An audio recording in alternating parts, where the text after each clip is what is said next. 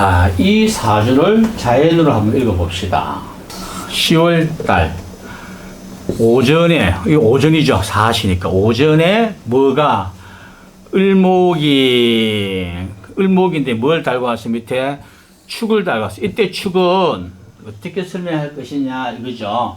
자, 10월이니까 초겨울이라고 그러기도 하고 늦까지 아주 늦은 가을이라고 그러기도 하죠. 우리가 보통 계절상으로는 초겨울인데 이때는 얼음을 얼지 않는, 보통 우리가 늦은 겨울이다, 늦가을이다 이렇게 이야기해요. 늦가을 사시잖아요. 사유이 합을 했어요. 합을 했을 때는 이때의 축토는 웅덩이에요. 웅덩이에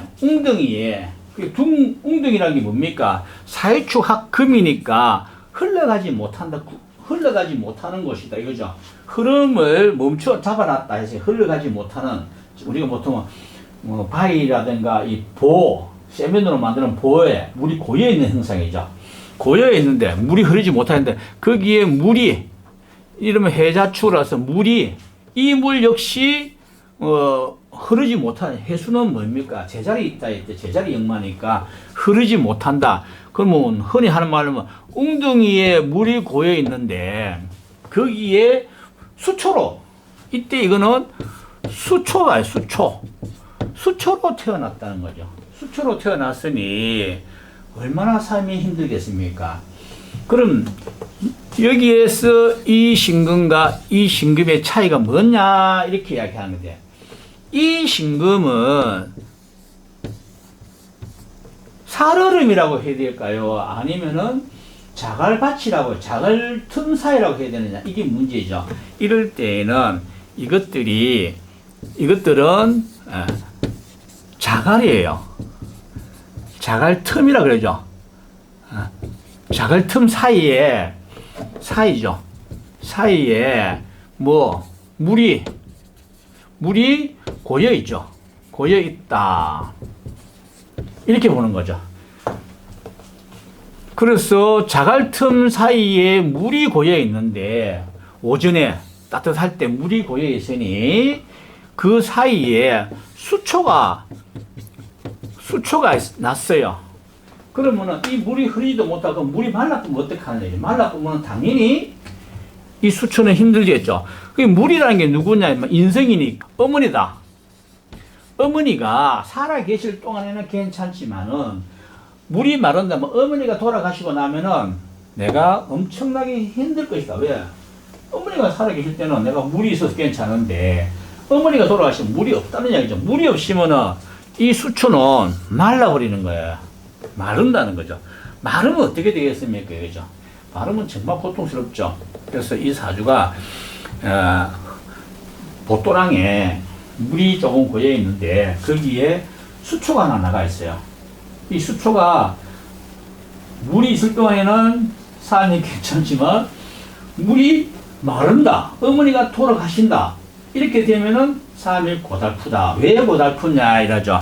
자, 물이 이렇게 있는데 이 물이 이렇게 수초에 고여 있는데 여기는 급제라는 형제가 있어요.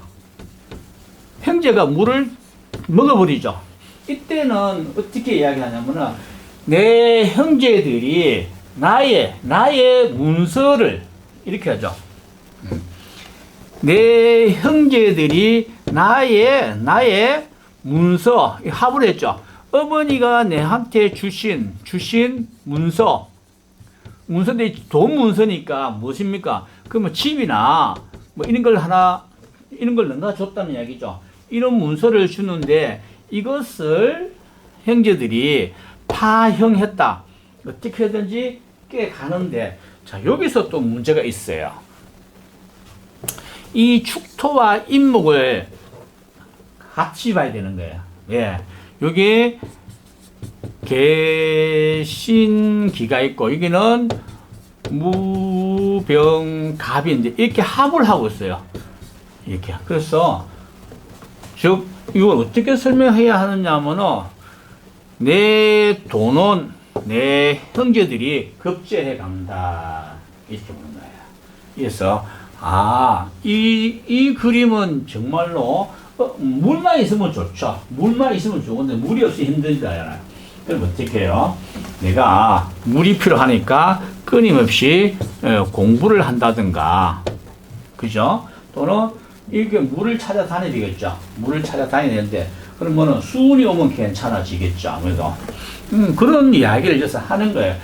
여기에서 사해충이 뭐냐 이렇게 이야기하잖아요. 이때 사해충과 인사해형이 됐죠. 이게 해형은 나 어릴 때 되죠. 나 어릴 때 집이죠. 이때는 집안이라고 해요. 나 어릴 때 집안에서 해라는 뭐예요? 다쳤는데, 해는 뭐예요? 대수롭지 않다는 이야기죠. 다쳤는데 대수롭지 않게 그냥 방치한 상태였다. 방치하고 있었다. 방치했는데 이 인사해에서 방치하니까 뭐를 진행한다? 형으로 진행하고요. 형이라서 방치해갖고 그때 그냥 막 방치 안 하고 막 이렇게 병원에 갔을까 이러면 됐는데 해가 돼서 방치하고 있으니까 그것이 문제가 돼가지고 형이 됐어요. 그럼 형이 됐다는 거예요. 장애가 되거나 또는 그로 인해서 엄청나게 고통을 받게 된다는 이야기를 그래서 해형이라고 표현하는 거예요. 그래서 또 이렇게 인해 합파형은 합이라는 거는 내가 나의 문서를 형제들이 합을 해왔던 거는 합해왔던 거는 급제해 가려는 거는 뺏으려고 합을 했다가 뺏고 나면 가버리죠. 그럼 형제들이 나의 문서를 가져가는 걸 목적으로 해서 왔다고 이때는 인해 합파형을 설명해야 되고 여기서 해자축은 무슨 뜻이냐면 흐름이 해자축 수국이니까 한쪽 방향으로 즉 어머니가 나에게만 이렇게 표현하게 돼요. 나에게만 몰래 재물을 넘겨줬다라고 표현해도 되고요. 그 다음 여기서 사유축 합을 했어요. 이 사유축 합을 해서 평강이 됐죠. 평강이 됐다는 것은 흔히 하는 말로 돈에 대해서 모른 척 해라. 이거는 이 상관은 뭐예요? 그냥 밖으로 표현하는 거예요. 밖으로 사유축 금이라는 거는 금은 뭐예요? 단단하게 고정시켰는데 절대로 밖으로 발설하지 마라. 즉 내가 재물이 있다고 발설하지 마, 말하지 마라. 이 말이죠. 말하면 안 된다. 이 말이에요.